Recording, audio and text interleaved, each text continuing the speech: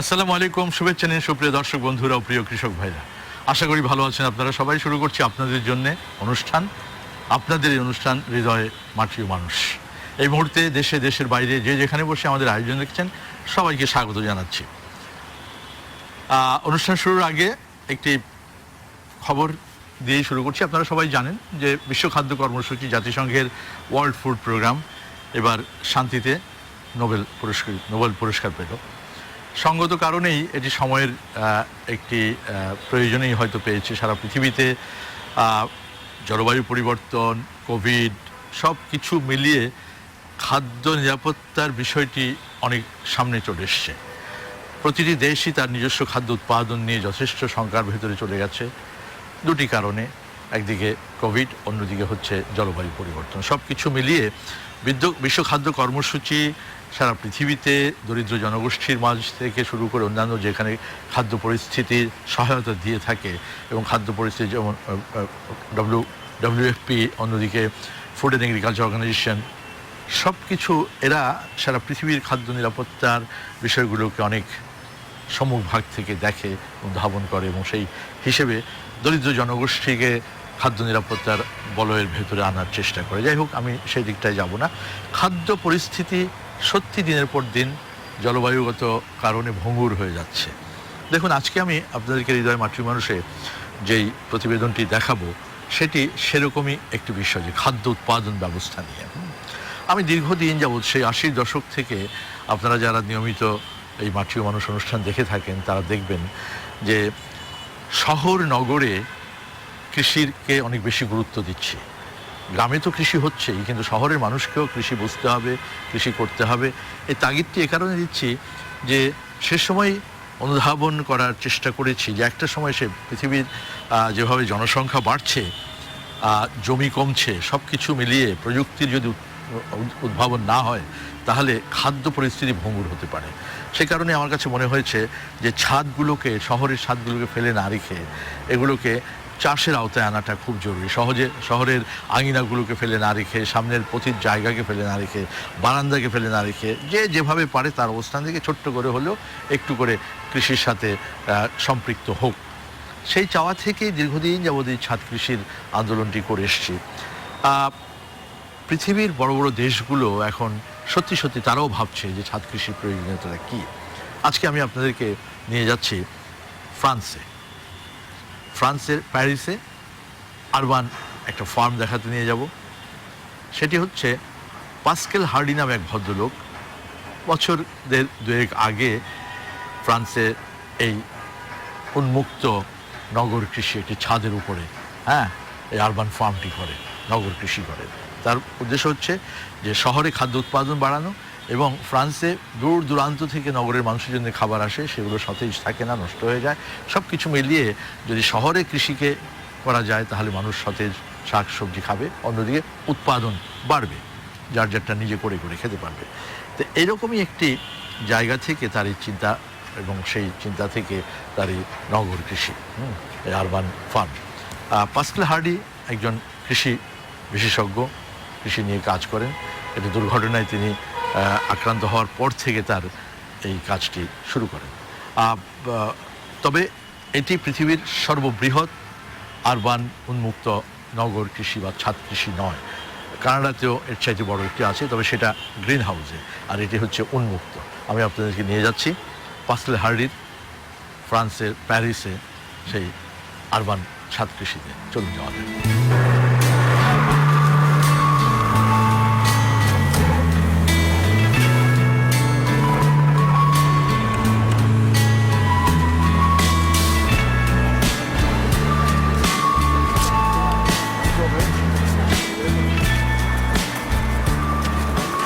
2018 সালের আগস্ট মাস, ফ্রান্সের রাজধানী প্যারিসে আমরা খুঁজে ফিরছিলাম ভার্টিক্যাল ফার্মিং। তখন কেবলই এই অনুশীলনগুলো ভালো মতো শুরু হয়েছে। অনুসন্ধান করছিলাম আরবান ফার্মিংয়ের অস্তিত্ব, বিশেষ করে ছাদ কৃষি। ইউরোপের অন্যতম ব্যস্ত এবং ঘনবসতিপূর্ণ শহরে আরবান ফার্মিংয়ের সন্ধান না পেয়ে অগত্যা বোটানিক্যাল মিউজিয়ামের কিছু সময় কাটালাম। সেই অভিজ্ঞতাও ছিল অসাধারণ। আপনাদেরকে আমি নিয়ে যাচ্ছি রহস্য ঘেরা অরণ্যের এক জগতে, যে জগতে পৃথিবীর বিভিন্ন দেশ মহাদেশ থেকে সংগ্রহ করা দুর্লভ সব গাছগাছালি। আধুনিক বা উন্নত বিশ্ব তাদের নিজস্ব যে সমস্ত সংগ্রহগুলো আছে, হ্যাঁ, এই সংগ্রহগুলো সংরক্ষণের ব্যাপারে অনেক বেশি আন্তরিক। কিন্তু আমাদের দেশে এত ধরনের গাছগাছালি আছে যেগুলো একেবারে মানে বুনো, গৃহস্থলী, চাষের সব কিছু মিলে আমরা সেইভাবে সেগুলো সংগ্রহ করি না। কৃষির প্রশ্নে প্যারিসের পুরনো এক গর্ব রয়েছে।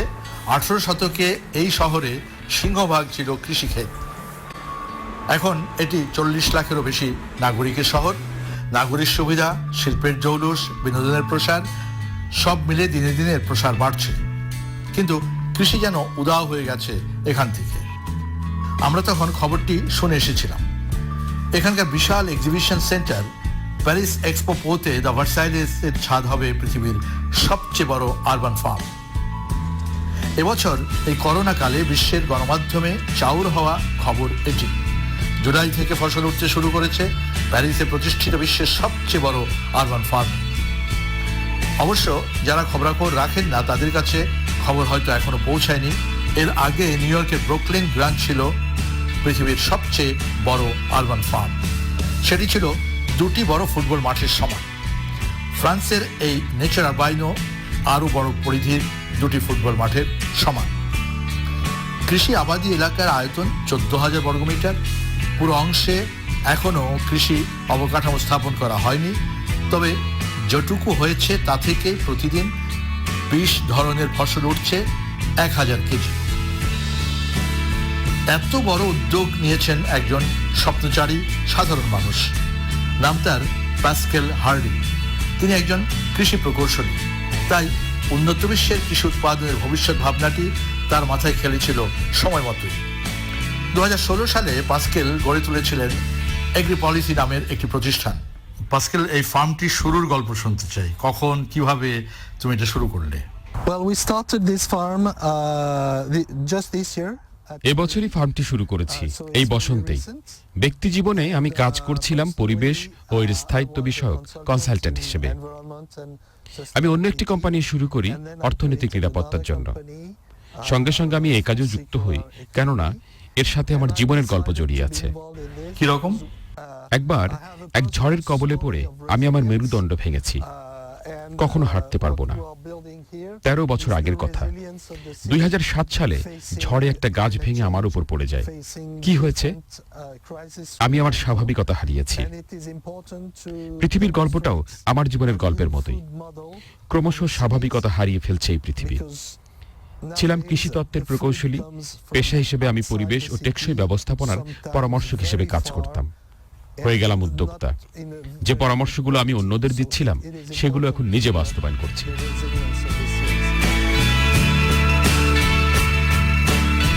প্যারিস শহরে আমরা ঘুরেছি বেশ। সার্জি পংতোয়াজি গিয়েছিলাম লুকুলোয় দা সার্জিতে পারিবারিক কৃষি দেখতে। সেটিও শহর থেকে বেশ দূরে। জেনেছি এই শহরে 40 লাখ মানুষের খাদ্য আসে দূরের পথ পাড়ি দিয়ে। পাস্কেল এই ভাবনাটি ভেবেছিলেন। তরতাজা এবং শতভাগ বিষমুক্ত খাদ্য ফসল কারো ভাগ্যেই আসলে জোটে না। তার উপরে কোনোভাবেই জলবায়ু পরিবর্তনের অভিঘাত থেকে আমরা বাঁচতে পারছি না। যে কোনো কাজেই কার্বন নিঃসরণ ঘটছে। গাড়ি যোগে, উড়োজাহাজ যোগে দূরের পথ বেয়ে যে কৃষি ফসল আসছে সেখানেও কার্বনের নিঃসরণ ঘটছে।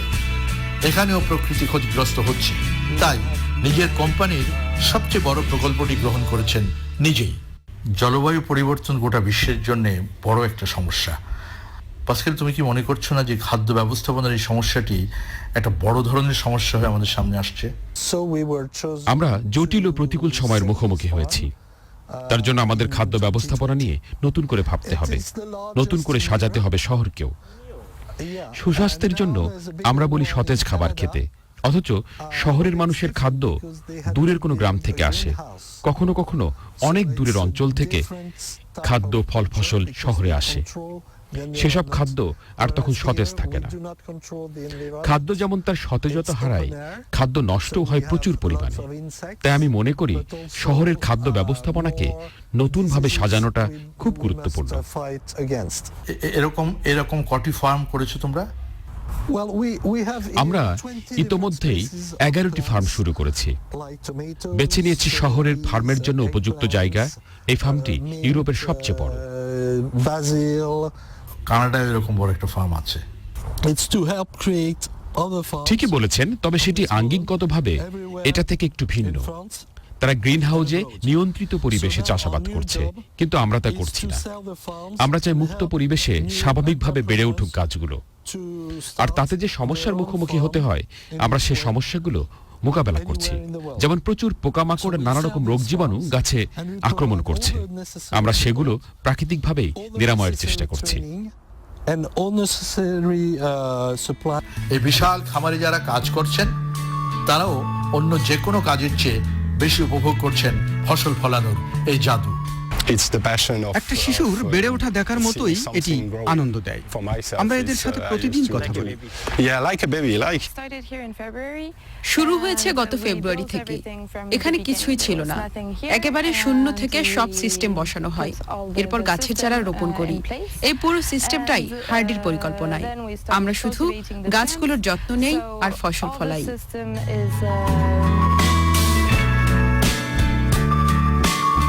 ফ্রান্সের বিবেচনায় খুব অল্প জায়গায় বেশি ফসল উৎপাদনের ব্যবস্থা রয়েছে এখানে। ভার্টিক্যাল ফার্মিং এর এই ক্ষেত্রে এখানকার সফলতা প্রমাণ সাপেক্ষ। এই অ্যারোপনিক ফার্মিং এর ব্যয় ইউরোপের বিবেচনায় খুবই কম। গ্রিন হাউস বা নেট হাউসে নিয়ন্ত্রিত কৃষির ক্ষেত্রে বিদ্যুৎ একটি গুরুত্বপূর্ণ বিষয়। এখানে বিদ্যুৎ ব্যয় হচ্ছে খুবই সামান্য। হার্ডি, তোমার এই ফার্মটাতে কত ধরনের কি গাছ আছে একটু বলবে? আমাদের এখানে এখন 20 প্রজাতির গাছ আছে। যেমন ধরো টমেটো, স্ট্রবেরি, বেগুন, পুদিনা, ধনেপাতা ইত্যাদি। আক্ষরিকভাবে বলতে পারছি না ঠিক কতগুলো গাছ এখানে আছে, তবে বলা যেতে পারে 50,000-এর বেশি হবে।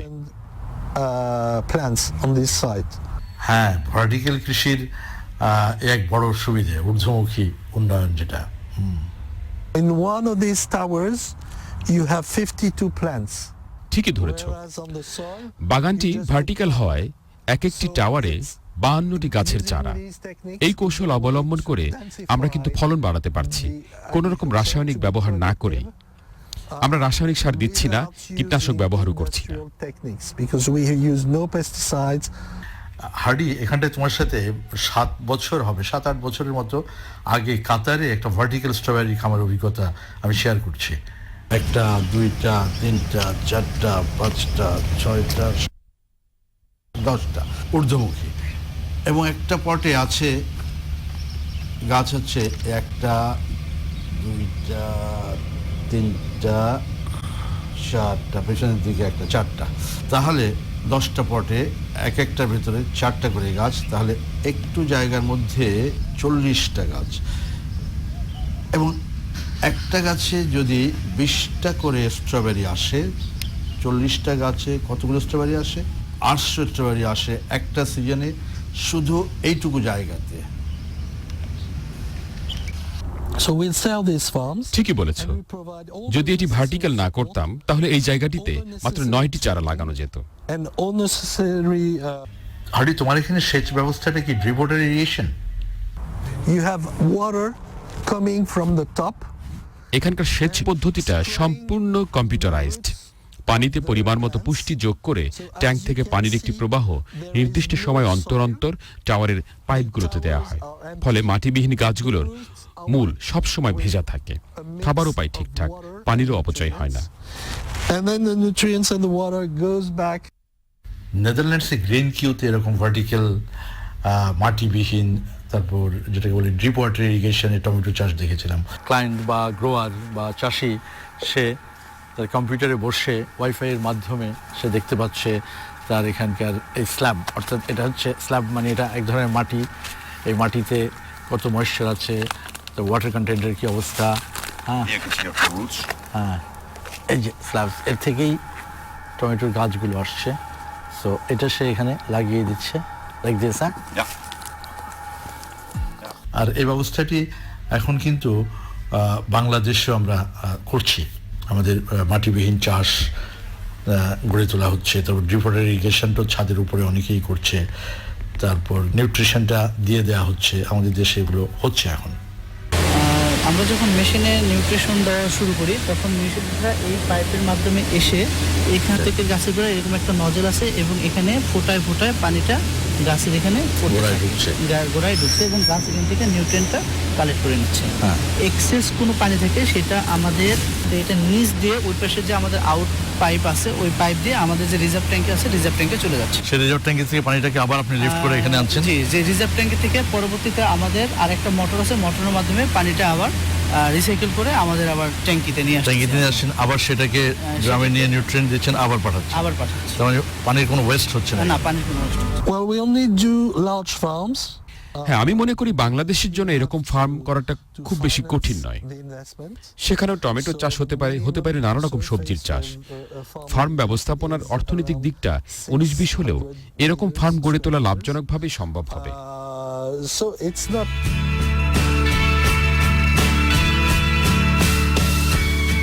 পাস্কেল হার্ডি চ্যানেল আইকে বেশ কিছু সময় দিলেন, জানিয়েছেন অনেক কিছু। আমি নগর কৃষি, ছাদ কৃষি এবং প্রবাসী বাঙালির আঙিনা কৃষি করতে গিয়ে বারবার যে কথাটি বলেছি, পাস্কেল হার্ডি ঠিক সে কথাই বলছেন। তিনি বলছেন নগর কৃষি শুধু কৃষির চেহারাই বদলায়নি, অর্থনীতির প্রতিটি দিকে প্রভাব রাখতে যাচ্ছে। ডিজিটালাইজেশন ও নূতন প্রযুক্তি ব্যবহার করে খাদ্য উৎপাদন করতে গেলে এ ধরনের নগর কৃষির কথা ভাবতেই হবে। হার্ডি, এবার ফলন সম্পর্কে জানতে চাই। ইতিমধ্যে দিয়ে তুমি ফসল তোলা শুরু করেছো, এটা বলবে? In this period, August and September, ঠিক এই সময়টিতে আমরা প্রতিদিন 500 কেজি করে টমেটো হারভেস্ট করছি। যেহেতু সেপ্টেম্বর মূলত টমেটো হারভেস্টের মৌসুম, ধীরে ধীরে টমেটোর উৎপাদন যখন কমে আসবে আমরা তখন পুদিনা ও শাক জাতীয় সবজি চাষ করব। এভাবেই এক ফসল শেষে অন্য ফসল চাষ করি। carry on when we have less tomatoes. We have growing towers again. এই যে দেখছো এগুলো স্ট্রবেরি। পুদিনা বা টমেটো যে পদ্ধতিতে চাষ হয়েছে এগুলো সেভাবেই চাষ করা হচ্ছে। টাওয়ারগুলোতে 52টি করে স্ট্রবেরি গাছ আছে। প্রতিটি গাছ থেকে বছরে 300 গ্রাম স্ট্রবেরি পাওয়া যায়। আপনি 52 দিয়ে 300কে গুণ করলেই একটি টাওয়ার থেকে কি পরিমাণে স্ট্রবেরি পাওয়া যাচ্ছে তা পেয়ে যাবেন। নিঃসন্দেহে এটি বেশি উৎপাদনের ভালো কৌশল। Plants in a year. পৃথিবীর শহর নগরগুলো যেভাবে বিরূপ প্রকৃতির শিকার হচ্ছে, আগামীর অবস্থা খুবই ভয়াবহ। তুমি কি মনে করো? First, I decided to be involved in such a project. আমি এই ধরনের একটি প্রজেক্টের সঙ্গে যুক্ত হওয়ার প্রধান কারণ হলো আমার উদ্দেশ্য পরিবেশ ক্ষতি না করে সতেজ খাদ্য উৎপাদনের পাশাপাশি নগরের সবুজায়ন নিশ্চিত করা। আমি দেখতে চেয়েছি পরিবেশের ক্ষতি না করেও প্রাকৃতিক স্বচ্ছতা বজায় রেখে ঠিকই অল্প জায়গায় বেশি খাদ্য উৎপাদন সম্ভব। প্রকৃতির যে ক্ষতিগুলো করেছি আমরা, যার কারণে জলবায়ু পরিবর্তন হচ্ছে, আমি চাই সকলে মিলে প্রকৃতির সেই ক্ষতগুলো সারিয়ে তুলি। প্রকৃতিও মানুষের শরীরের মতোই, সমস্যাগুলো কাটিয়ে উঠলে অন্তত বেঁচে থাকতে পারবো। শহরের বিস্তার প্রকৃতির যে ক্ষত তৈরি করছে সেগুলো নিরাময় করতেই এই ধরনের নগর কৃষি সহায়তা করবে। And I think there's something that goes along with that.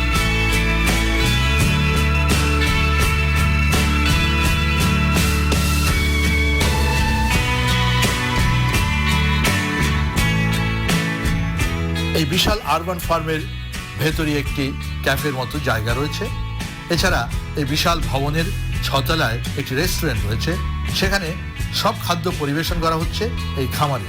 Adel মার্টিজেন লাপারসোয়া রেস্টুরেন্ট, প্যারিস। আজকাল এই ধরনের রেস্তোরাঁ ফ্রান্সে খুব জনপ্রিয় হয়ে উঠছে। মানুষজন সবসময় সতেজ খাবার খেতে চায়। পাশেই চাষ হচ্ছে, তাই মানুষজন বেশ আনন্দ নিয়েই খেতে আসে। পাশেই সবজি চাষ হচ্ছে, আর সেই তাজা সবজি দিয়ে তৈরি খাবার খেতে এখানে আসি। সতেজ খাদ্যের স্বাদের তুলনা হয় না। এই ধরনের একটা উদ্যোগে সত্যি দরকার ছিল।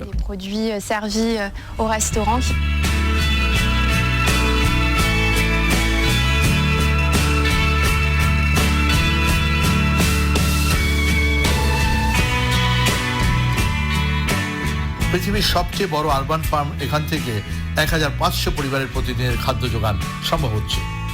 এখান থেকে প্যারিস সিটি কর্তৃপক্ষ সাহস পেয়েছেন গোটা শহরবাসীকে খাওয়ানো সম্ভব আরবান ফার্মিংয়ের ফসলে। খাদ্য নিরাপত্তার ক্ষেত্রে এটি হতে পারে আগামীর এক মাইল ফলক। এই আরবান ফার্মের দর্শনার্থীরা বা ভোক্তারা এসে একবারেই কৃষিতে উদ্বুদ্ধ হয়ে যাচ্ছেন। বেশিরভাগই এখান থেকে আগ্রহ নিয়ে যাচ্ছেন আরবান ফার্মিংয়ের জন্য।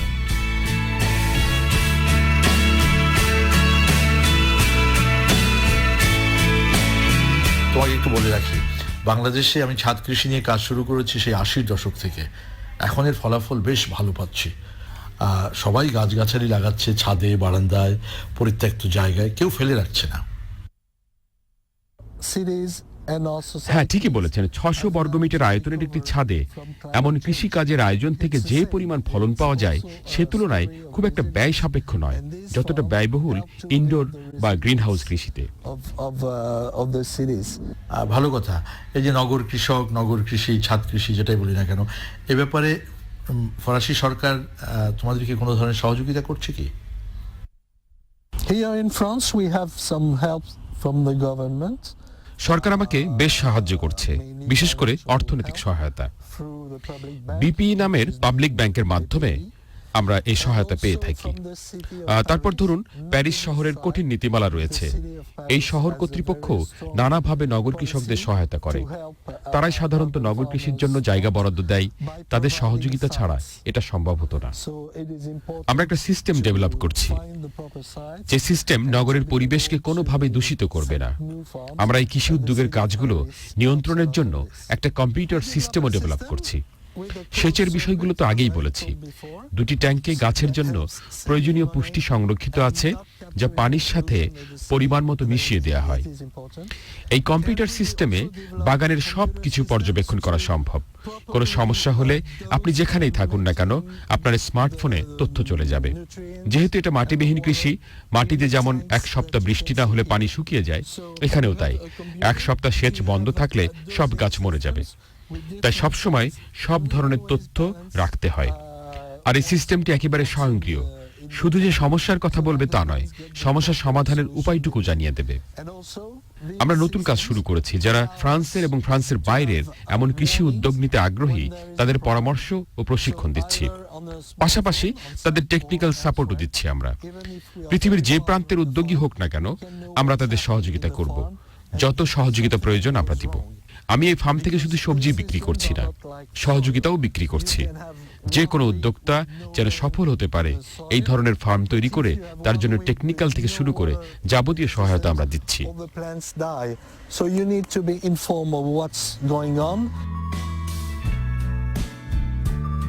প্রিয় দর্শক, পাস্কেল হার্ডির স্বপ্নের প্রাথমিক স্তরটি তো বাস্তবায়ন হয়েই গেছে। পৃথিবীব্যাপী শহরের মানুষের খাদ্য যে কোনো শহর থেকে মেটানো সম্ভব, এই বিশ্বাসটুকু আমাদেরও আছে। এ নিয়ে আমরাও বহুবার আপনাদের সামনে কথা বলেছি। ভালো খবর হলো, এই উদ্যোগ দেখে প্যারিস সিটি কর্তৃপক্ষ ভবনের উপরে 100 হেক্টরে আরবান ফার্মিংয়ের পরিকল্পনা নিয়ে এগোচ্ছে। আগামী 2022-এর মধ্যে তারা সম্প্রসারণ করবে অন্তত 30 হেক্টরে। প্যারিসের মানুষ এখন থেকে ভবনের ছাদ ভাড়া দেওয়া শুরু করেছে আরবান ফার্মিংয়ের জন্য।